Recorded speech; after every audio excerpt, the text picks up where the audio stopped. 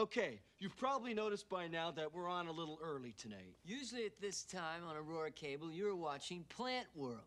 But they didn't want our 10:30 time slot. But we were able to talk Plant World into changing with Cooking World. Although they didn't want to change it first. But fortunately, White Supremacy World was canceled and all the trades worked out. Morphogenesis means morphe is form, genesis is coming into being. Morphogenetic fields are fields that shape developing organisms, the form.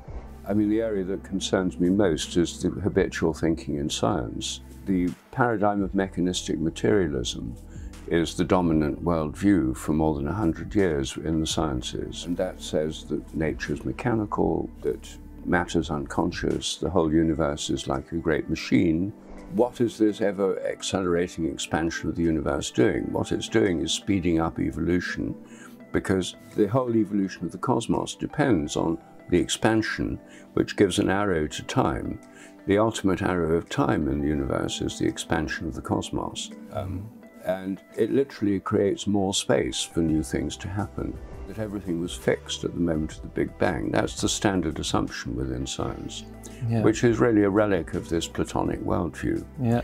And the point I make there is that if we live in a radically evolutionary universe, which we do, then why should the laws of nature all be fixed in advance? Why can't they evolve like everything else?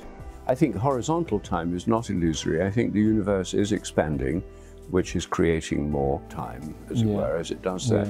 There's also this vertical aspect, which comes about through mystical experiences most powerfully, where people feel that their mind is part of something much greater than themselves, which gives the impression of being timeless or not in time as we normally know it.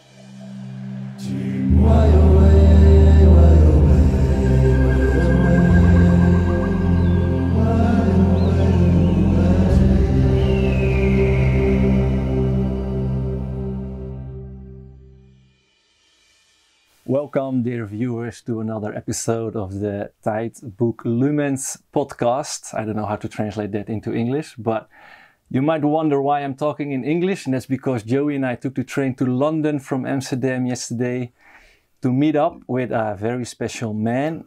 He got his TED Talk banned, and the Sunday Times even called him a prophet of our times. Now, tada! We've entered the library of the one and only Rupert Sheldrake. Thank you very much for having us, Rupert. Good that you're here. Yeah, I'm very excited because last year we did an interview with a friend of yours, Pim van Lommel, and the two of you made a really big difference in my personal life.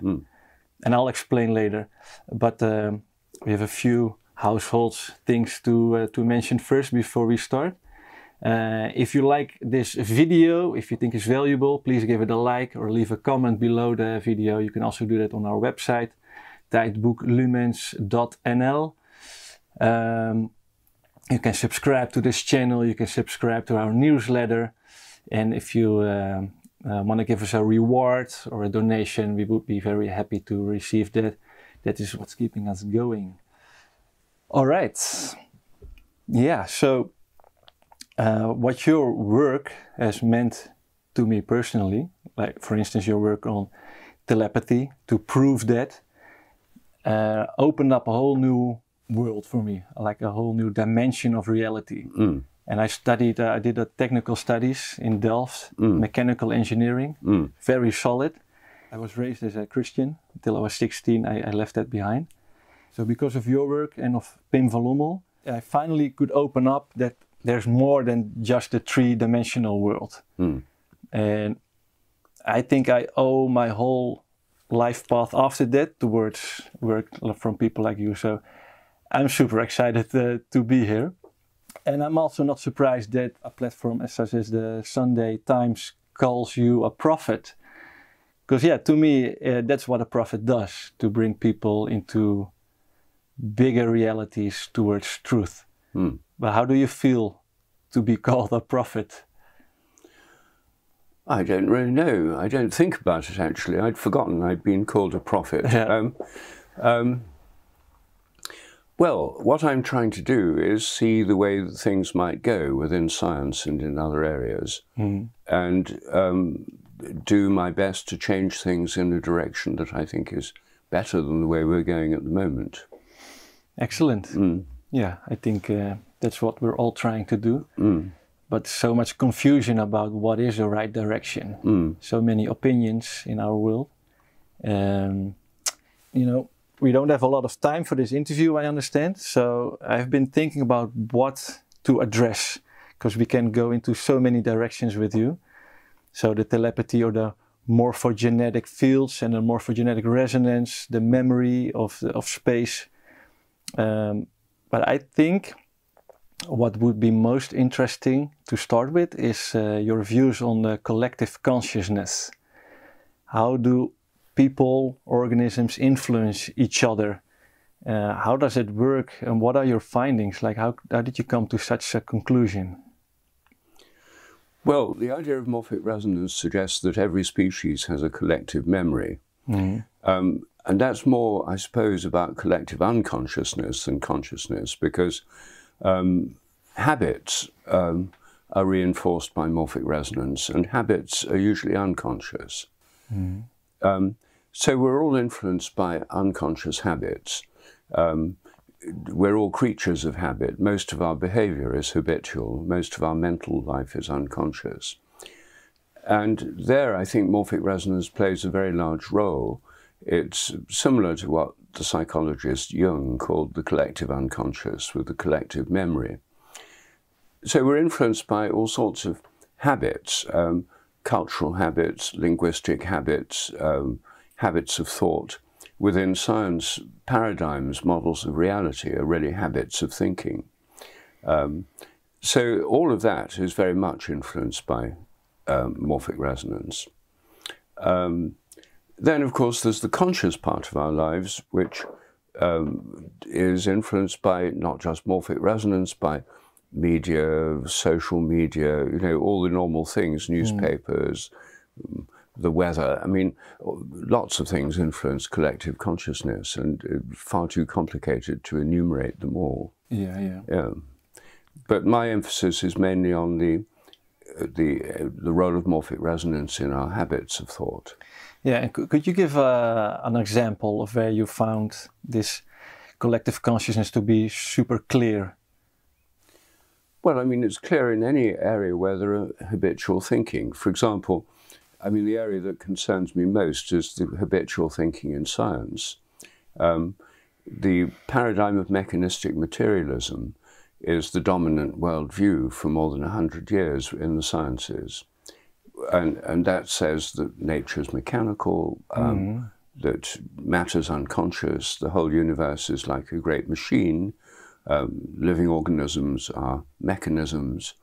So this is a very deep-seated habit of thought. Yeah. And it impinges on the way people respond. Say, take telepathy, which you mentioned earlier. Most people have experienced telepathy in connection with telephone calls. Yeah. Many people have experienced it with their pets, their dogs or cats. As you know, I wrote a book called Dogs That Know When Their Owners Are Coming Home, about telepathy in animals. So here there's massive experience of this. Millions of people in the Netherlands and everywhere else experience this on a daily basis. Yet, as soon as you step into a scientific institution or an academic institution, there's a taboo against this being real, because the mechanistic worldview says that the mind is nothing but the activity of the brain, and it's all inside the head. Therefore, my thoughts can't possibly influence you hundreds of kilometers away, because at most there's some weak electrical impulse that you could just about detect with electrodes on the scalp. But there's no possible way I could influence you hundreds of miles away. Therefore, all this evidence, all this experience which people have is illusory. So now many people in the scientific world just immediately assume it's illusory and refuse to look at the evidence or dismiss it as fraudulent or statistical errors or something like that. Now, why do they do that? It's not because they've carefully studied the evidence or they've thought about their own experience. It's because there's a standard pattern of thought that says this doesn't fit in to the existing worldview, therefore it can't be true. So this is, I mean, another word is prejudice, but this is deeply entrenched in the thinking of many scientists, not because they've really thought about it, but because they haven't thought about it, because it's a kind of cultural or social habit. Yeah.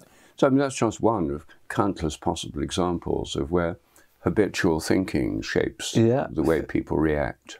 And it's very recognizable. But how can you, like, do you need to reach a certain tipping point to flip over the habit?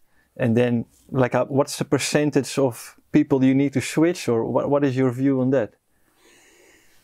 Well, I mean, if you take the population as a whole, if you took a poll of everyone in the Netherlands or everyone in Britain, and say, do you think telepathy is possible? Have you experienced it? The great majority of people would say yes. Yeah. Yeah. So if it requires like a majority vote, we've already got a majority vote. But within the academic world, then the opinion is very negative about these things. It's not just people who are professional scientists or professional academics. It's people who want to be seen as educated. You see, the normal view is that uneducated people believe all these stupid things, but educated people are so smart they've seen through it. Yeah. And so it's mostly people who want to preserve their credentials as being educated. Yeah. So I think one thing that would change it is a change in worldview. If instead of being something that seems to violate rational science, we have a model of the mind or of nature where this becomes perfectly normal, then most people would relax and they'd be able to accept something that basically they already know. Yeah, yeah. Because I think in this particular case, people have something at stake to switch over to a different point of view. Because they've built their whole identity upon a certain dogma. Yes. And that's the threshold. But in nature, like with animals, like there are so many stories like the 100 monkey effect, or a certain bird which discovers to break open a nut, and then all of a sudden all around the world the same type of bird starts to break open nuts in the same way. Like, well, can you give an example of how that works? Well, this is any spread of behavior that, I mean, the best example from over the 20th century is blue tits, small birds, which steal cream from the top of milk bottles. Yeah. I mean, here in Britain, we have deliveries of milk bottles to the doorstep. I mean, it still happens. I mean, we have them here at our house in London. And when I first started living here about 35 years ago, we had full-fat milk delivered to the doorstep, and most mornings when I go there, I'd find that the aluminium top had been broken open and some of the cream had disappeared. Yeah. These small birds were stealing the cream. Yeah. Well, this habit started around year 1920 in Southampton, in the south of England. And at the time, amateur bird spotters all over the country took part in a national experiment organized by Cambridge University to track this new behavior. And they found that it spread locally, but then it showed up 70 or 80 kilometers away, and these birds don't move more than a few kilometers from home. So they thought these must be independent discoveries. And they tracked the independent discovery, and the rate of independent discovery accelerated. So it was accelerating in a way that couldn't just be explained by the birds flying and telling other birds about it. Yeah. And the people who were doing this were not trying to prove morphic resonance, so they were just interested in bird behavior. Empirical. So they had it was purely empirical. They had no theory to explain this. Yeah. And then during the Second World War, the delivery of milk stopped because of the war, and blue tits only lived for a few years. So after the war, there wouldn't have been any blue tits that still remembered the golden age of free cream before the war. And yet the habit started again all over Britain. And the same happened in the Netherlands. After the war, it started again very rapidly in the Netherlands. So here we have the spread of a habit that could have been because of morphic resonance, the collective memory in these birds. Incidentally, it's now stopped because so many people, including us, who switched over to semi-skimmed milk, that it's not worth them opening the bottles to get. There's no cream anymore at the top of the milk bottles. So the habit has more or less died out because of the change in people's dietary habits of semi-skimmed milk. I never find our milk bottles have been attacked, but there are plenty of blue tits who are still around, so I see them in our garden. So here we've got an evolution of a habit, and then it's gone away because the conditions have changed. That's so funny.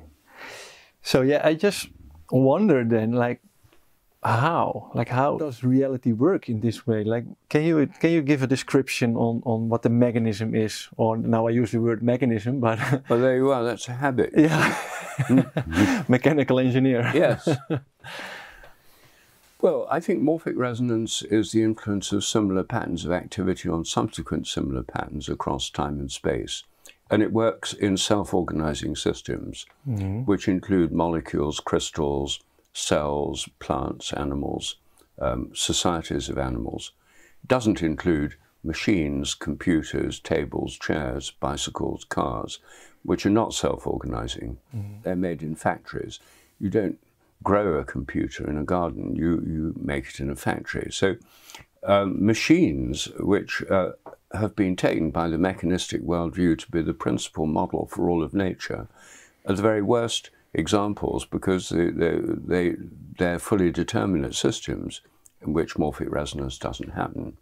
But in self-organizing systems, there's an influence on the basis of similarity across time and space. Now, you might say, well, you did say, what's the mechanism? Well, nobody knows. There's a variety of suggestions as to how this could happen. The quantum physicist David Bohm thought that it happened through what he calls the implicate order. The implicate order was an invisible realm that underlies quantum phenomena. And he thought the implicate order had a kind of memory. So what's happened in one place can influence what happens in another. Some physicists think that this might happen through some of the extra dimensions in superstring theory. In the 1920s, some people suggested telepathy and phenomena like that happened because there might be an extra dimension. And then people say, oh, it's rubbish, there can't be any extra dimensions. But now extra dimensions come cheap. There are 11 dimensions in M theory. 10 in superstring theory. So there's all these extra dimensions. And so some physicists say, well, we've got all these extra dimensions. They might be doing something. They might be doing something that wouldn't happen with just 3 dimensions of space and 1 of time. And one thing that they think they might be doing is connecting things up across space and time, leading to morphic resonance. So that's possible. I mean, I don't understand superstring theory, and nor do most people, because it's based on complex mathematics beyond most of us. So, you know, if somebody says, oh, and then there are other physical theories of morphic resonance. I mean, people send them to me by email. I get, you know, several a year that physicists come up with, and on about the second line of the paper you start into the equations, and it'd probably be fine for you with your mechanical engineering upbringing, but for most people, they don't follow it. So when people say, what's the mechanism? If there was an agreed mechanism, I handed them a paper full of mathematical equations, they wouldn't understand a word of it. So in a sense, they don't really want to know what the mechanism is. They want to know whether it's approved of by scientific authorities or something like that. Right. So the reason I don't think it matters very much, strangely, it may sound strange, is that I think what really matters is whether this happens or not. That's what preoccupies me. Is what's the evidence? Does it really happen? Does morphic resonance really happen? And you see, if you take the analogy with magnetic and electric phenomena, in the 1840s here in London, Michael Faraday was doing experiments on electricity and magnetism. He developed the idea of the electromagnetic field, and he showed how electricity and magnetism are related, and from which we get the electric motor and so many aspects of modern life. But he couldn't explain these fields. He didn't know how to explain them. And then Maxwell came along 20 years later, and with his equations of electromagnetism, which were based on the idea that electromagnetic waves, light, and other electromagnetic waves propagate through a tenuous form of matter called the ether. So the theory was all based on the ether. Then in 1905, Einstein came along and said, there's no such thing as the ether. You just have electromagnetic fields which are free-floating. They're not based on anything else. They're just themselves. Yeah. And then people say, well, how can that be? They must be based on something. And then in quantum electrodynamics, people come along and say, well, actually, there's a quantum vacuum field and all electromagnetic interactions depend on virtual photons, but you can't actually see them or detect them because they're virtual. So we now have a theory that's totally different from anything that Faraday could have conceived of. And the theories of electromagnetism have changed over the years, but electric motors go on working irrespective of the theory. Yeah. So with morphic resonance, I think there'll probably be many possible theories to explain it, but the most important thing is to find out empirically what's happening, whether it really does happen, and what its implications are. Yeah. The reason I ask is because it meant so much for me to have a understanding with the mind, so it could relax and to surrender to bigger realities. Oh yeah, well, I'm all in favour of understanding. I mean, I spend lots of time thinking about these things, and I'd be very happy if there is a credible model. I mean, there already are several credible models, but at the moment, when you have different models of morphic resonance, like implicate order or multiple dimensions in M theory, it's hard to know which one's the better model because they don't make different predictions. If there are models that make different experimental predictions, you could then test between the models and find out which is the best one. We haven't got to that stage yet. Yeah, what we've gotten to with our podcast series until now was quite a few times that by diving deep in, we found God to be behind all of it. And from that point of view, all other things come into such another light. So it helps so much, in my case at least, to have this understanding of at least the deepest truth, to use that view on different areas of life. So there's so much distortion in the world and confusion. And we believe, or we know, that by going to the source of everything, we can become one again, you know? So you're a scientist and we travel here to have your view on reality. But in the end, what we're striving towards is unity, to leave behind this duality we live in. And it's created, it's where we can play, but it's also where we can drown in suffering and in war and fighting against each other. So that's why we want to deep dive and to understand, and because we're still separated from other groups, and we believe that if we have an understanding and a support of what we believe, then people can relax more and then we can listen more to each other. So that's why I like to ask about. Well, that's fine. I'm perfectly happy with you asking about it. Yeah. And earlier you mentioned about the habits, and also in your band TED Talk, you talk about these habits instead of the constants of the universe. Now, well, I did the technical studies, and the constants are constant, they're a given, and everything is deduced from that given. But it's a wonder if it's really constant all the time, and it's so specifically, accurately that life can exist, and if the constants would be a little bit different, everything would implode or explode. And your view on the habits makes such more sense also from our view from God. You know, God created the universe and is learning by doing and is growing and evolving. But also from a scientific point of view, like from the Big Bang, of course, it had to evolve.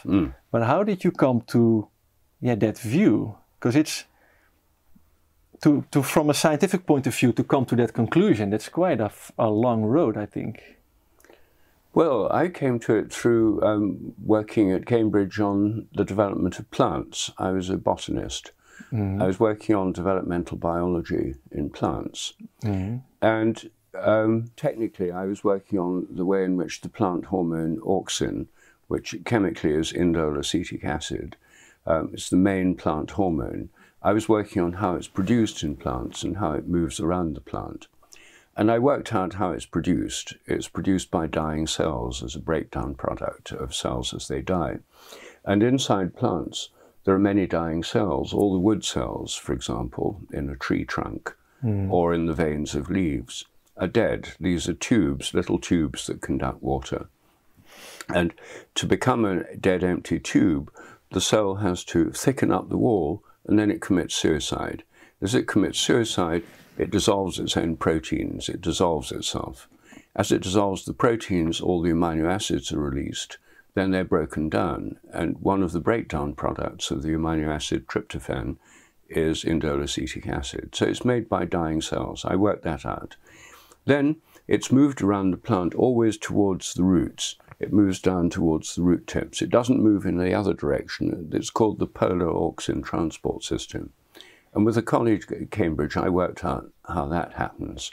I won't go into all the technical details, but anyway, here we were, this was in the 1970s, that people working on animal development didn't know what the chemicals were that were involved in the development. We knew much more in plants than people did in animals at that time. And this was a big triumph, and it was, you know, major discovery and all that. But then when I thought about it, I thought, well, actually, all plants, ferns and palms and foxgloves and cabbages, all make auxin in the same way. They all move it around with the same transport system, and yet they all have different shapes. And the leaves have different shapes from the flowers, and within the flowers, the petals have different shapes from the stamens, and so on. So this isn't going to explain how all these shapes are different, because it's the same thing in all cases. You know, it's a bit like saying you can understand the economy of the Netherlands by analysing euro coins and notes and things. Well, every economic transaction involves euros, at least virtual euros, but it won't tell you all the different economic activities. It won't give you any details of, you know, steel businesses, car businesses, flower growing businesses. They're all different. Got it. So the chemistry of the notes or the nature of the euro won't explain it. So something else is going on.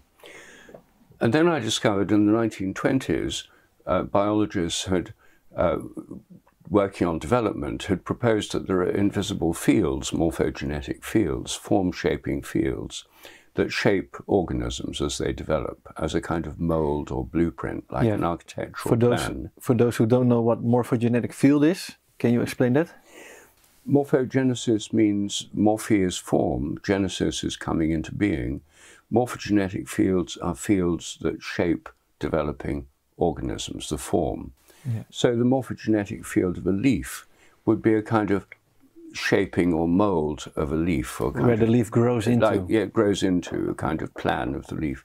And the morphogenetic field of a petal or of a liver or of an eye would be like a plan into which the system grows. Fields are regions of influence in space. A magnetic field is inside a magnet, but it's also around it. It gives a shape to the space around the magnet, a shape to the magnetic influence around the magnet. So the gravitational field of the Earth is in the Earth, but invisibly stretches out beyond it, keeping the Moon in its orbit. So fields are an important concept in science that are not made of matter. Instead, matter's made of fields, according to modern science. So, you know, an electron is a vibratory pattern of activity in an electron field.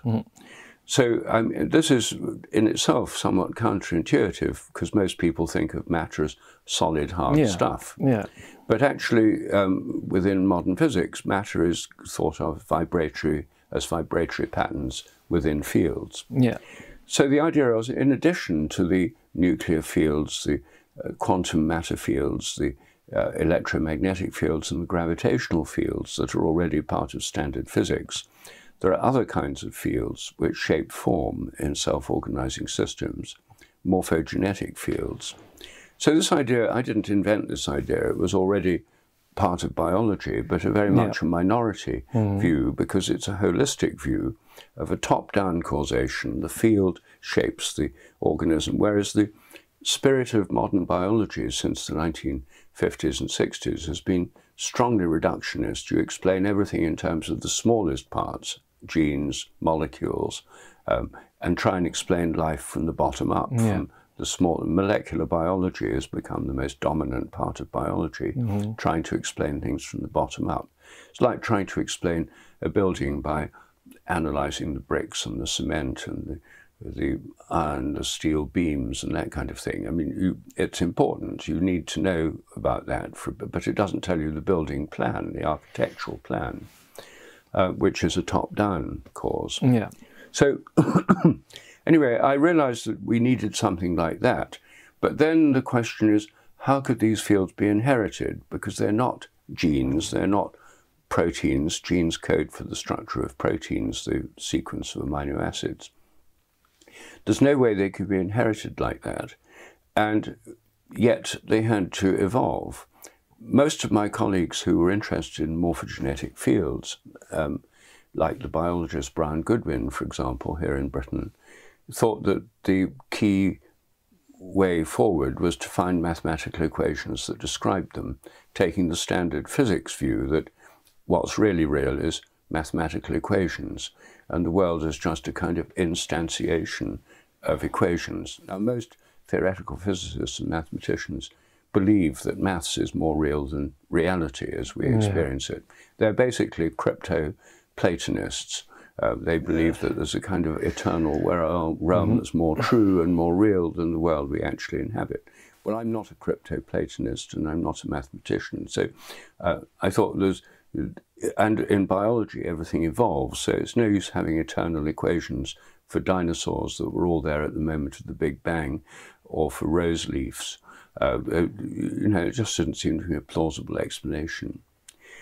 So then I'd been reading a book about memory by the French philosopher Henri Bergson,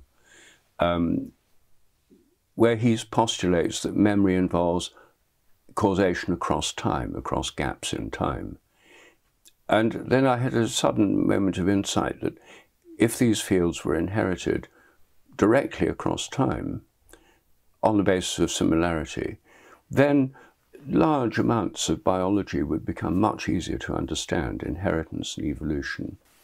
And that really led to the idea of morphic resonance. So it came about through thinking about plant form, in answer to your question. And it didn't come from reading a sort of Oriental philosophy or esoteric studies or anything like that. It came from Western philosophy, particularly Bergson. I later discovered that the idea fitted very well with Jung's idea of the collective unconscious. And I later worked in India, and I spent 7 years in India. And I found that in Indian philosophy and in Buddhist philosophy, the idea of a kind of memory in nature is completely standard. Most people think that's perfectly normal, whereas in the West they don't. It's a big cultural difference. Yeah, exactly. People claim that science is objective, but it's so subjective. You know, it's very relative towards the local culture.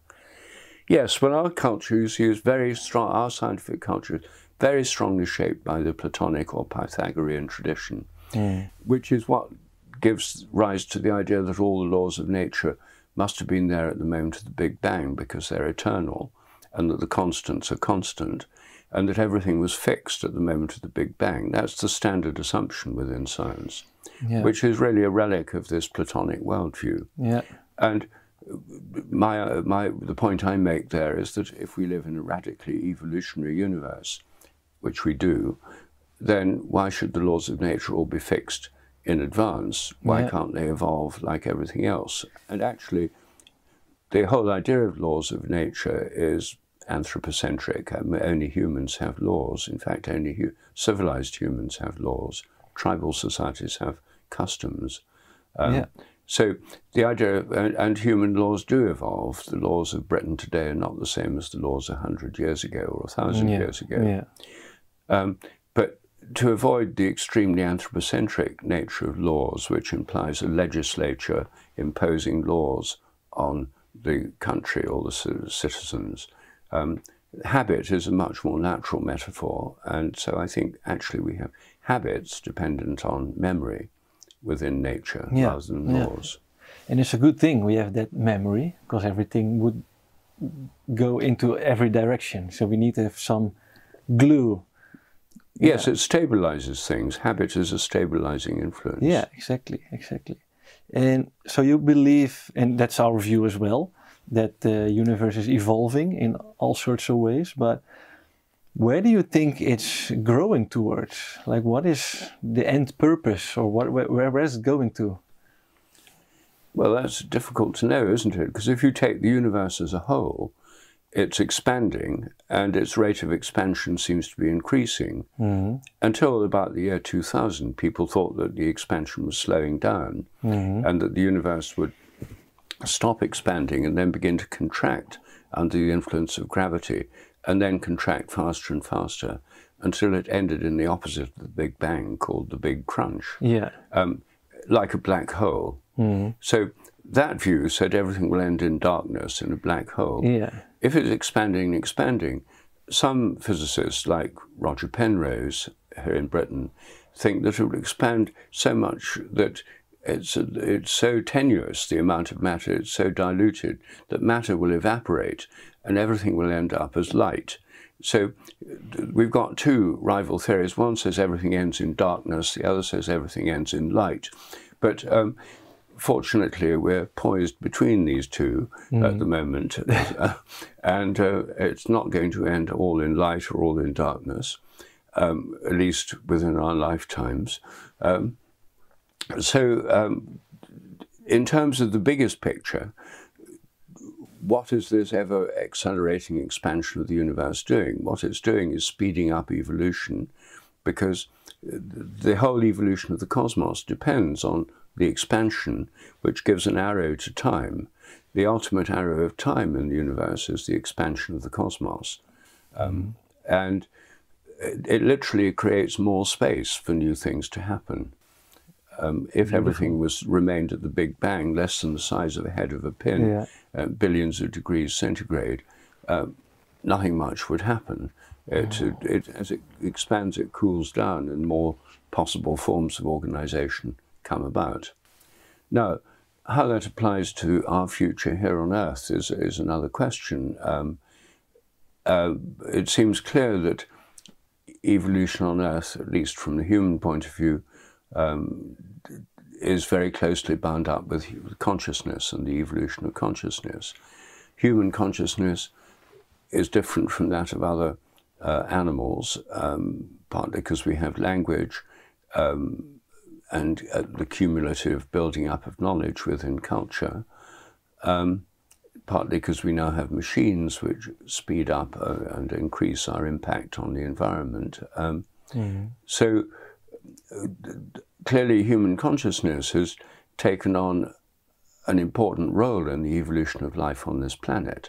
It may not affect other galaxies or other stars within our own galaxy, but at least locally, human consciousness is clearly a very important factor in our evolution. And where is that leading? I mean, there have been many theories, and you know, the traditional theories in Eastern societies and in ancient Greece are cyclic theories. They say that history moves in cycles. You get the rise of civilizations and their fall.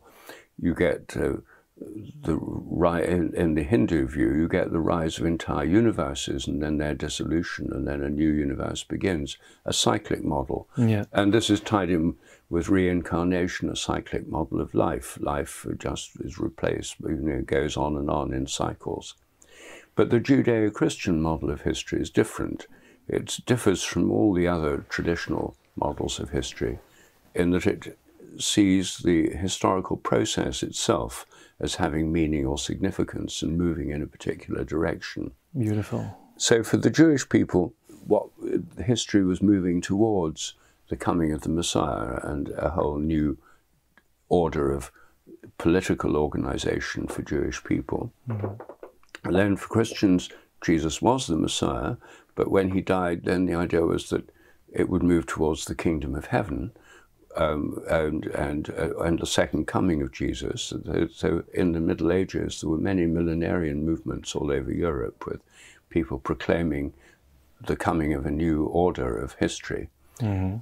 And then in the 17th century, this was secularized. Sir Francis Bacon here in England, and thinkers elsewhere in Europe, had the idea that through human science, technology, and economic growth, they didn't use those words, but that's what they were talking about, the whole earth would be transformed through human activity and creativity and scientific and technical invention, and economic growth would transform the planet. Well, they were right, and this is now the ideology of every government in the world. Yeah. Economic growth through science and technology. Yeah. So it's progress. It's called progress. And progress means moving forward, but it means moving forward towards a goal. And no one any longer has any idea what the goal is, because it's just more progress. What's the goal of economic growth? It's more economic growth. Yeah. What's the goal of scientific and technical innovation? It's more scientific and technical innovation. Yeah. So we're now caught in a kind of accelerating process that's hurtling towards some goal which we don't know what it is. And now more and more people think that actually what will happen is some kind of disaster or series of disasters. So we haven't really got, you say, when people remove the ideal, the secularization of European society, which is much more advanced than any other part of the world. I mean, secularization, the removal of traditional religious goals and aims and objectives, been replaced by these secular, scientific and technological ones, which is just more of the same, and more rational and scientific and technical understanding. Yeah. Now, insofar as we have a goal of moving to a fairer, juster, more equal society, this really comes from a kind of secularization of Christian ethics. You mean, if you think, where does all this, the movement for all minorities must be included, all sexual preferences must be included within a larger harmonious whole. Mm-hmm. This is really, I think, a secularization of the Christian idea of the coming of the kingdom of heaven. It's taken a kind of social, political form. You don't get anything like that in the Islamic world and in the Hindu world and in the Buddhist world. I mean, you don't have people marching through the streets in most parts of the world, with this very strongly motivated desire to bring about a kind of equality and inclusiveness within society. So I think that's an ethical goal at the moment, which is derived from the Christian tradition. Yeah, it's very interesting. And that's also, brings me back to the vision of this podcast, to bring people back towards the true essence. And with secularizing these things, in the end, it eats up everything. Mm. I saw a map of the North Sea with planned windmill parks. Because, we need more green power. And I look at the map and I think, are you serious? Like, where do you think this is going? And this is just a drop on a hot plate. This is not even fulfilling the current needs. And where is it growing towards? Like, this is going to eat up everything unless we turn and realize what life is really about. So yeah, I'm fascinated about your conclusions, what your research has brought you. Well, I myself think that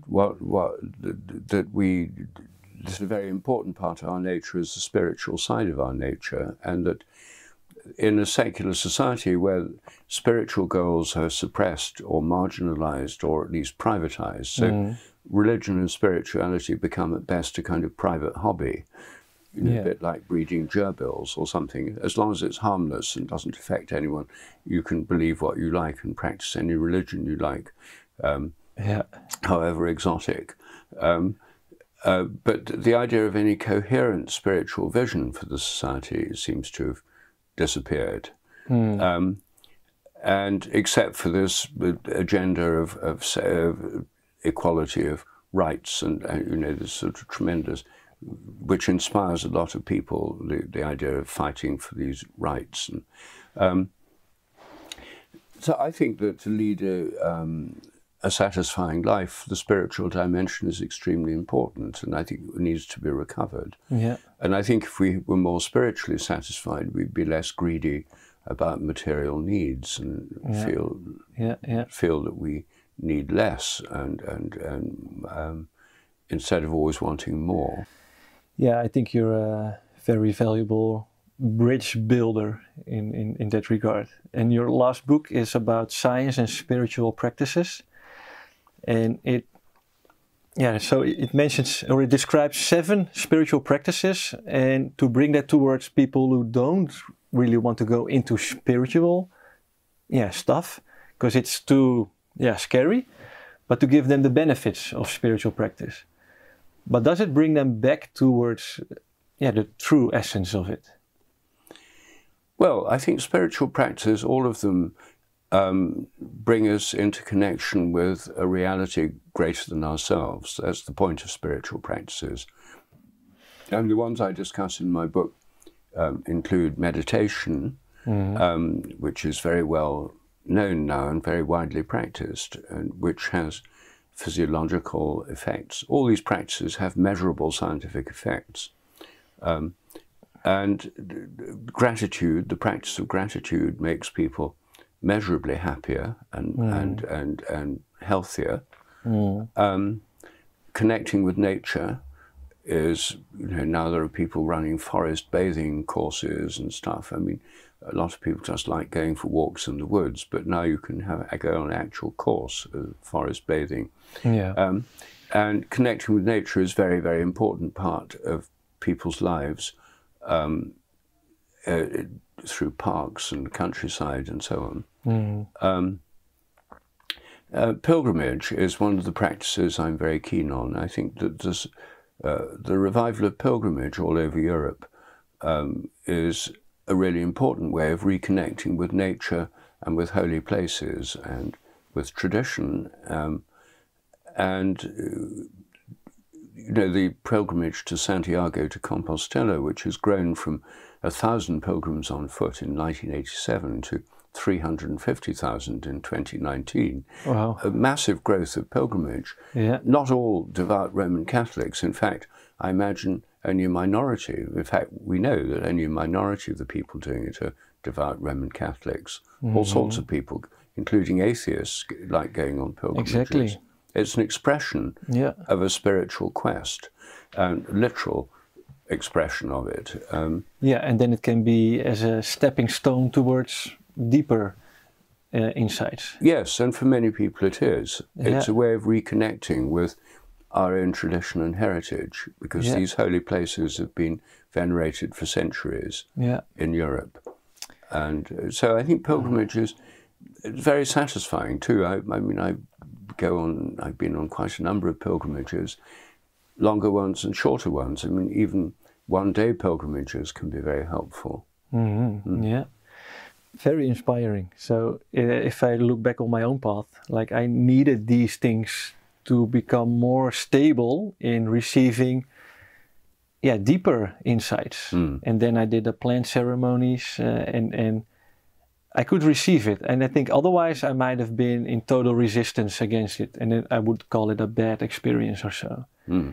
So it's very valuable, I think. Mm. And another thing you mentioned was the coming back of the Messiah, according to the Christian tradition.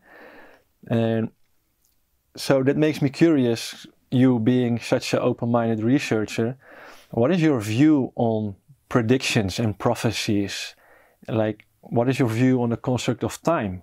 Like, is it already in place? Is it already there? And I had my own revelations, which meant the world to me, and I could see into the future. But what is your view from a scientific point of view? Like, how is it possible to look into the future if it's not already here yet? Like, Well, I mean, there are several possible answers to this. One is that there are short-term ways in which we can feel the future. I mean, this is studied scientifically by parapsychologists, that you can feel what's going to happen with some degree of accuracy over a period of seconds or minutes. Mm-hmm. Some people have precognitive dreams. You dream of things that are going to happen 2 or 3 days in the future. Animals can feel when an earthquake or a tsunami is about to happen, and there are many examples of animals behaving unusually hours or days before an earthquake or tsunami, so they have a premonition, a feeling of the future. Mm-hmm. I've written about this in my book, Dogs That Know When Their Owners Are Coming Home, because I've been studying animal responses to earthquakes for 25 years. Mm-hmm. So all of these are fairly short-term. When we come to longer-term visions of the future, then I don't think it's out there already fixed. I think that the future is radically open. I think the whole evolutionary process is about the openness of the future. And in evolution, there's creativity as well as habit. And there are all sorts of new forms of organisms appear all the time, just as in the human realm. There are all sorts of new inventions, new tunes, new books, also all sorts of novelty. Not all of them are successful. I mean, there's at least 1 million books published every year, and very few become bestsellers. Most of them disappear into total obscurity. You know, there's composers and musicians plugging new songs, and very few of them make it into the charts. And every week there are new patents filed for new inventions, and the vast majority you never hear of again. So there's a kind of natural selection. There's more creativity than is actually taken up by through natural selection or economic selection in human societies. So there's always creativity that could go in various directions. Some of it is, which fits in with what's happening now, is selected and becomes habitual, new habits develop. But when we look at the future of human society, or indeed since we now influence the whole planet, then I don't think it's fixed, and I think we're co-creators. I think that we're part of a process of evolving consciousness, but what we think and what we hope for and what we pray for, I think can actually influence what happens. Yeah. And therefore, I think it's important for us to think of what kind of future we would actually want. Oh. And it's not very easy to come up with that answer. You know, I believe in the power of prayer. I think that when we form intentions or visions, that there's more chance that those will come about than if we don't form them. But what kind of vision we form is important. And many years ago, during the Cold War, some people I knew were organizing a project of praying for peace during the Cold War. And instead of the vague, nebulous idea of peace, it seems so vague, and it was specifically focused on nuclear bases. And each person who was adopted a nuclear base in the Soviet Empire and one in the West. So you had 2 nuclear bases you prayed for. And because the idea is if peace breaks out, those bases would cease to be nuclear bases. Yeah, yeah. So then when we were thinking about how to pray for it, some people said, well, I'm just envisaging, you know, these bases pervaded by light, you know, really bright light filling the places. So then we thought, well, actually, if you envisage that, that's envisaging a nuclear war, because all of these bases would be primary nuclear targets. Yeah. And what would happen in the event of nuclear war is they would indeed be engulfed by a bright light, namely of a nuclear explosion. Yeah. So some of us thought it would be better to pray for, imagine these places with long grass there and sort of imagine the barbed wire around them sort of rusting as the fences fell down and that kind of thing. Yeah. And that's actually more what has happened to many of these nuclear bases. Yeah. Yeah. So if we think, what do we actually want? Many people, when they think of the future, think of humans living in harmony with the earth in small communities, growing their own potatoes and things. Well, the only way that could happen is through billions of people dying off, because there's no way the present population of the earth could spread out and live in small farming communities. I mean, if you take the population of Britain, there's no way that 60 million people could disperse into the countryside and each have enough land to have a small farm living in harmony with nature. It's not going to happen. You did calculations on that? Because I've heard that it's very possible to live like more in balance with nature with 8 billion people on the planet. Well, I'm sure it's more possible to live more in balance with nature if we reduce our demands, but not for everyone to have enough land to grow their own food. I mean, if you take, there's 60 million people in Britain, or more. And there's something like 8 or 10 million people in London.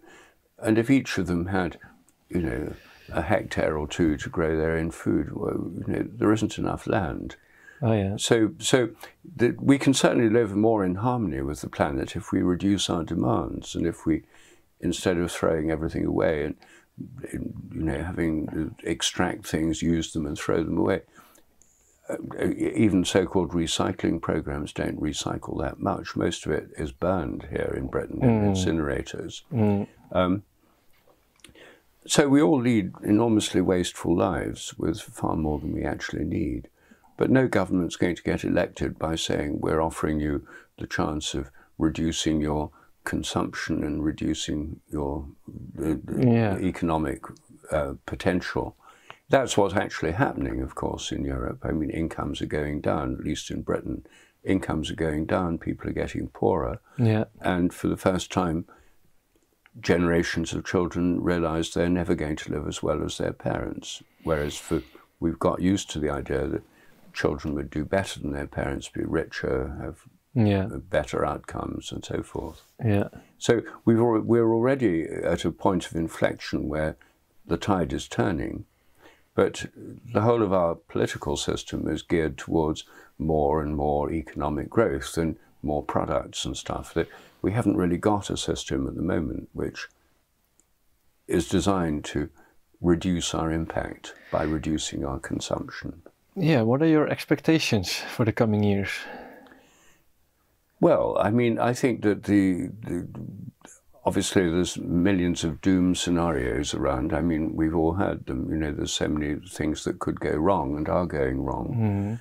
I prefer to think of things that might go right, you know, and which would include more people discovering a life living more simply with more spiritual goals can be more satisfying and happier than a life of ever-increasing consumption. So I think a move towards a more spiritual way of thinking and living is one of my great hopes. Yeah, we share that hope.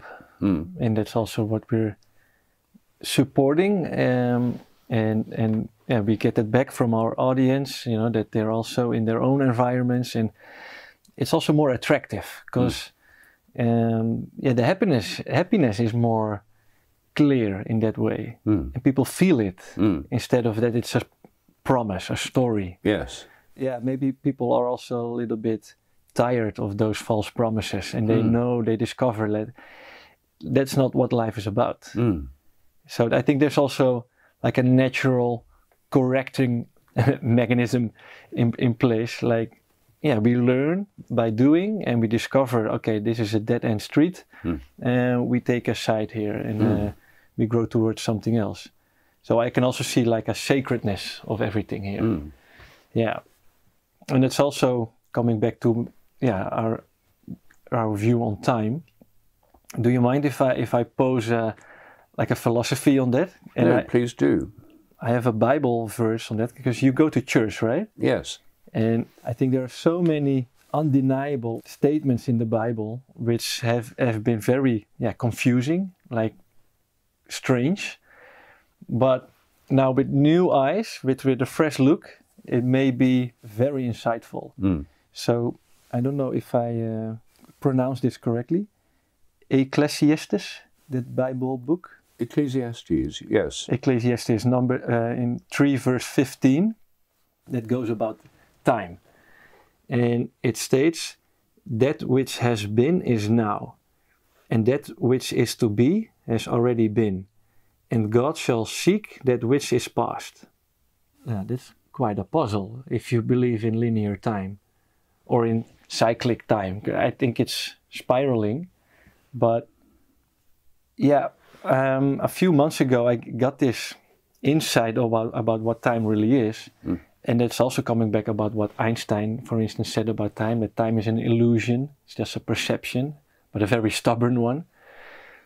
And I share that stubbornness because, right before this talk, we were outside and we were moving towards, so we have a clear experience of time.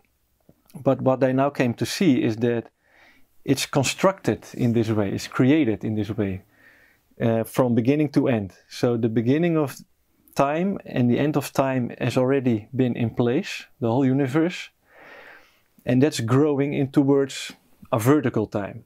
I don't know if you've heard these terms before, like horizontal time and vertical time. And I believe that we experience life in horizontal time, which is already there, but our soul goes through this experience. But when you step outside of it, like where God is or where angels are, they can see the whole picture already. So they can see, for instance, a Messiah is coming. And, Jesus came 2,000 years ago. So this time, and Jesus talked a lot about the completion of this world. And so the way I look at it now is it's not completing in a horizontal way, but it's completing in a vertical way. So we're growing and we learn by doing, and we have traumas and we heal our traumas to have a nicer life. So this horizontal timeline is growing towards a completion, and I don't believe in a big crunch that you mentioned. And if I would say where it's all going to, what comes to mind is what the Tibetan monks, what they make with the sand, the colored sand, they make these mandalas.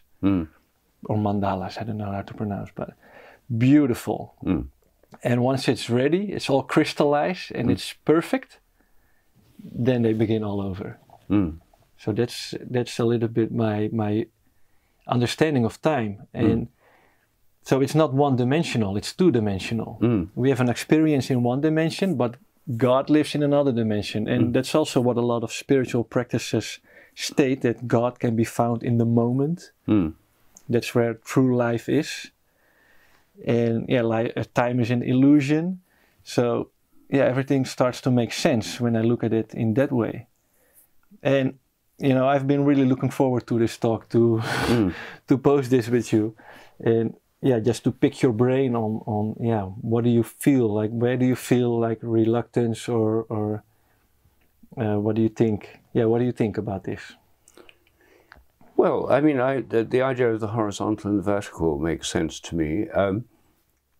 I think horizontal time is not illusory. I think the universe is expanding, which is creating more time, as it were, as it does that. I think that time is asymmetric. Einstein's block universe was completely symmetric, and the reason for that is that Einstein was a Platonist, and he believed that the mathematical laws, the mathematical reality, these abstract ideas of maths are timeless. Platonic forms are timeless. So I think one of the confusions in Western science is precisely that this vertical time, the timeless or eternal dimension, has been incorporated into our model of nature through timeless mathematical laws and constant constants and the block universe and stuff. There's been a kind of introduction of eternity inappropriately into horizontal time.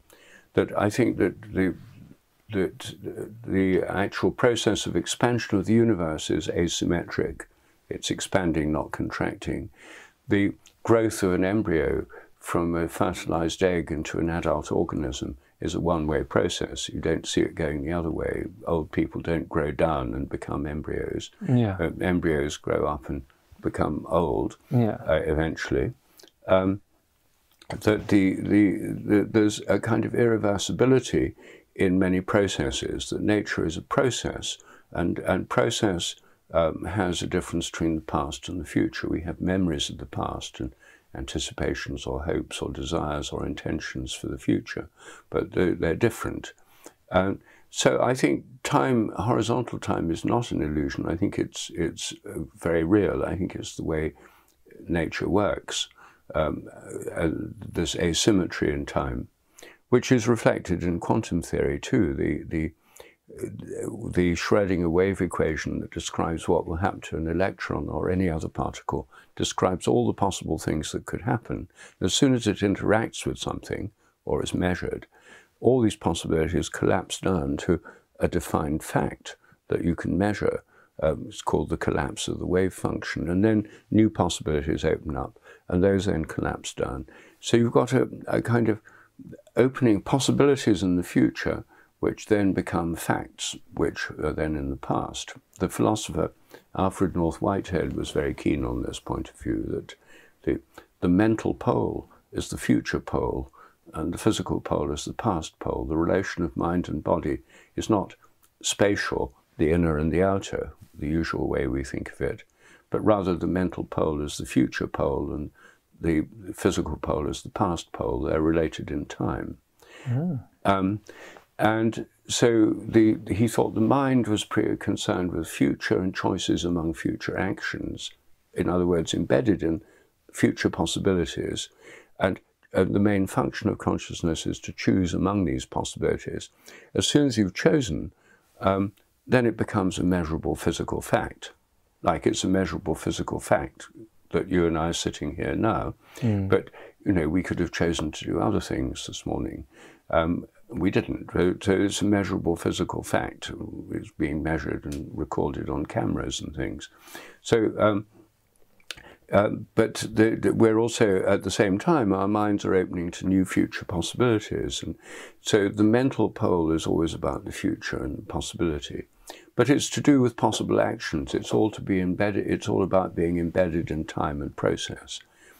But as you said, there's also this vertical aspect, which comes about through mystical experiences most powerfully, where people feel that their mind is part of something much greater than themselves, sharing in some kind of divine or more than human consciousness, which goes way beyond our normal consciousness, and which gives the impression of being timeless or not in time as we normally know it. And people can arrive at mystical experiences spontaneously. I mean, lots of people have them spontaneously, even as children, or they can arrive at them through spiritual practices, or through psychedelic experiences, or through near-death experiences. There are people have these experiences of being part of a much larger consciousness, which is not in the kind of time we normally know. And that I think that's what gave rise to the Platonic, the Platonic philosophy, I think, arose from mystical experience, the intuition there's something beyond time. But then it was turned into a philosophy and maths, and then applied to nature in a way that's not to do with experience, the direct experience, but as a kind of formula for the way nature is governed by eternal laws. So I think originally Plato probably arrived at this idea of an eternal reality. In fact, all the ancient Greek philosophers were preoccupied with the idea that there's an eternal reality beyond this world, which doesn't change. And I think that original insight must have come from mystical experience. I mean, after all, they had the Eleusinian mysteries that many of the leading Greeks went to in the cave in Eleusis, the temple in Eleusis, where they took a psychedelic brew, some people think contained ergot or purified forms of ergot, a bit like LSD, which is derived from the fungus ergot. And that there was a strong mystical element in Greek thought. So anyway, I think that this vertical dimension, which is experienced through mystical experience, which is the ground of all religions start from this experience of connection with something greater than the human level. And the Buddha became enlightened not by doing a PhD, but by sitting meditating under trees. And and the ancient rishis of India, the seers, who wrote the Upanishads or dictated them, were sitting in caves meditating for years, like Tibetan monks do now. And Jesus didn't get his vision of being the Son of God through studying in a rabbinical seminary. He got it through a direct mystical experience at the moment of his baptism, according to the New Testament. Yeah. And so this sense of direct connection is what underlies all religions, and which ultimately they're about. Yeah, yeah. And then we start to give words to it, and then we start to misunderstand each other. Yes, oh yes. But within all religions, there's the possibility of, connecting with that original vision as well. I mean, in medieval Europe was full of monasteries, and in them some were Trappist monasteries, and people spent hours and hours praying every day and meditating, contemplative prayer. Yeah.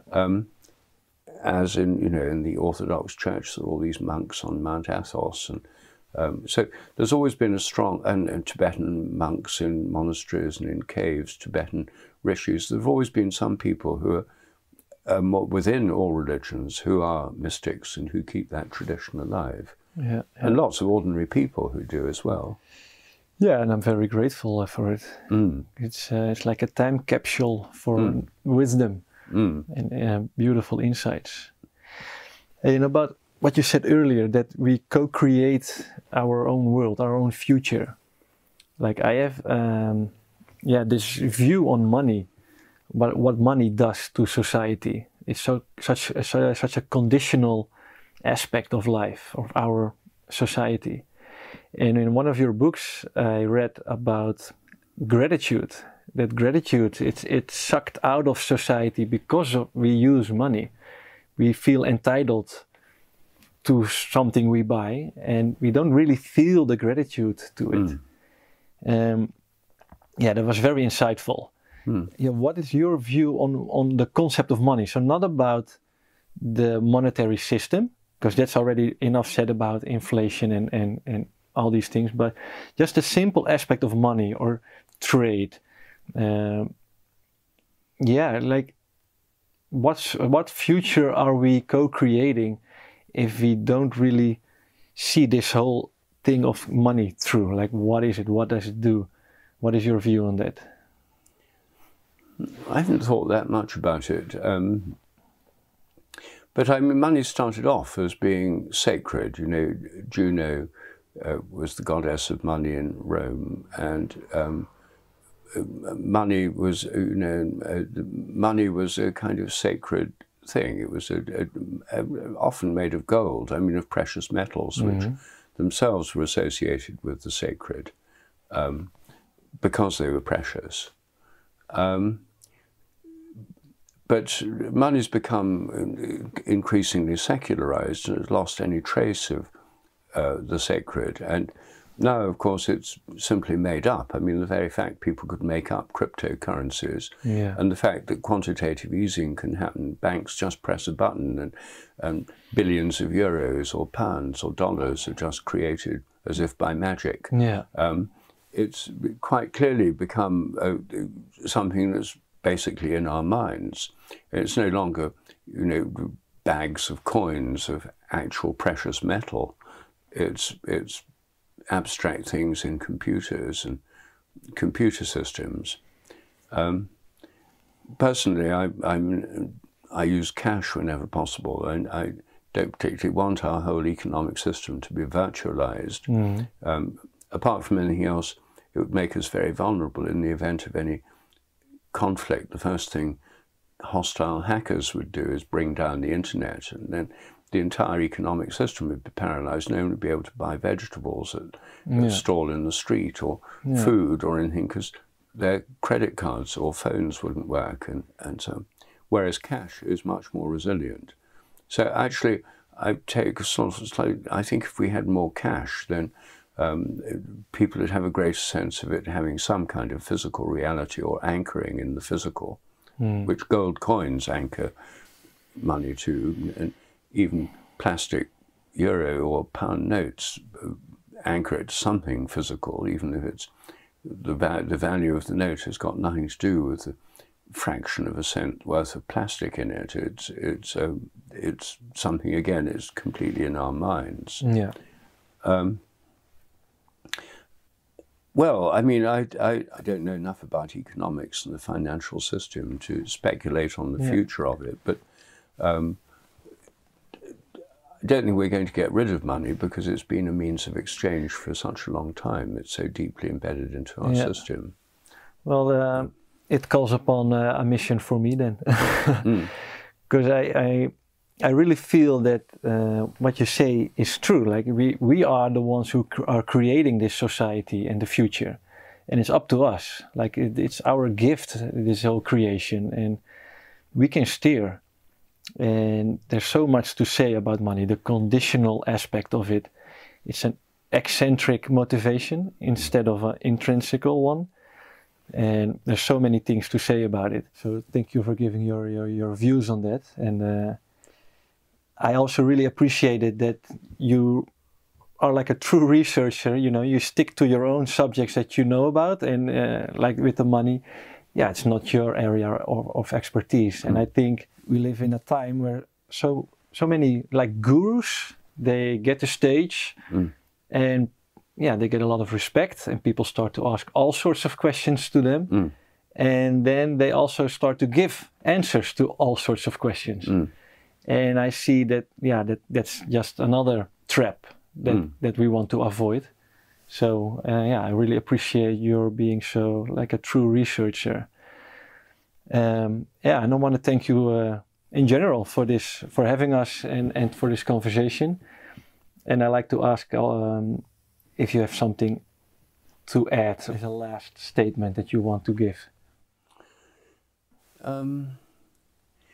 Well, I suppose that I think since I've written 2 books actually on science and spiritual practices, first is called Science and Spiritual Practices, which you mentioned. The second is called Ways to Go Beyond and Why They Work, which is about 7 more spiritual practices. Since I think these are very helpful, I suppose one thing I would say is, that it's worth anyone who doesn't have spiritual practices taking 1 or more practices up. And for people who do, say people who meditate, then to look into the possibility of other ones, because it's not either or. You can have many different practices. And one of the ones that I find is most transformative, simplest and most fun is pilgrimage. And so I don't know what the situation is in the Netherlands because I've never been on a pilgrimage there, but there are holy places everywhere in Europe. And there are plenty in the Netherlands. And the key thing that we, in the British Pilgrimage Trust, of which I'm a patron, is that they should be on foot. And, one should go to the holy place with an intention to give thanks or to ask for something. Or, this is very different from just going for a walk, because you're going with an intention. So and a pilgrimage can just be a few hours. It can easily take place in a single day. So it doesn't involve having to buy lots of heavy camping equipment and booking tickets to go somewhere near Santiago to start on the Camino. It can be something much simpler. And I think it's a way of resacralizing the landscape and resacralizing our lives. And so something I'm very keen on, and I'd recommend to anyone who's interested in trying something new if they haven't already tried it. Absolutely. Well, I was reading your book and I noticed that I'm doing all of the spiritual practices except this one. So it's a good reminder for me to try it. Mm. So by foot you go towards like a cathedral or a church, yes, or a sacred place in nature or ley lines or yes, whatever you feel attraction towards, and you go there with a clear intention. Yes. And traditionally you'd make an offering of some kind. I mean, if it's a cathedral, then making some offering. If you go to a Hindu temple, you take flowers or coconut or something. So you make some offering to give thanks for the place. Mm. And then, with an intention of linking to the place. And our pilgrimage routes in Britain, which are on a website called britishpilgrimage.org, include cathedrals, churches, holy wells, the sources of rivers, mountain tops. I mean, traditionally people have always found some mountain tops or sources of rivers or springs, important holy places. Yeah. And some cathedrals are built on ancient holy places. Here in Britain, Wells Cathedral, for example, is next to 7 wonderful springs that come out of the ground. They're right at the east end of the cathedral. Yeah. And it's called wells because these are wells. And so many of these cathedrals, and Chartres is built over a sacred well. It's in the crypt of the cathedral. So many of them are actually built on traditional sacred places. So it's a matter of rediscovering those places. When in Protestant countries, pilgrimage was suppressed at the Reformation. And so in Catholic countries, it wasn't. So in Protestant countries like Britain, pilgrimage was made illegal in 1538. Oh, wow. And it's only recently, in the 20th century, began again. I think that the reason the British invented tourism was because they couldn't be pilgrims anymore, and I think tourism was a form of secularized pilgrimage. And I think when you see tourism as secularized or even more frustrated pilgrimage, because people go to the great sacred places, the temples of Egypt, the temples of India, the cathedrals of Europe, etc., as tourists. Yeah. But then they have to pretend they're there because they're interested in art history or architectural history. And most people aren't very interested in they don't really care what year it was built in. They're going because it's a great sacred place, but because they've secularized people, they think they've got to go there and pretend to be Enlightenment, rationalist intellectuals. Yeah. They have to pretend they're interested in all these facts. And they can't sort of kneel down and say a prayer or light a candle. But if one can go in the spirit of a pilgrim and light a candle and say a prayer and just be in that space and be open to the space and the tradition, it's a completely different and much more satisfying experience. So I think the revival of pilgrimage, particularly in countries that have been traditionally Protestant, is like a paradigm shift and is very transformative in the way we relate to the place as well as our own lives. Yeah, wow. Well, thank you very much for that last addition. Yeah. All right.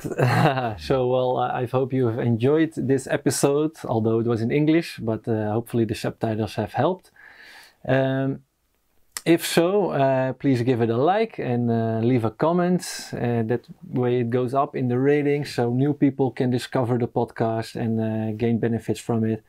You can subscribe to this channel, visit our website, tijdboeklumens.nl.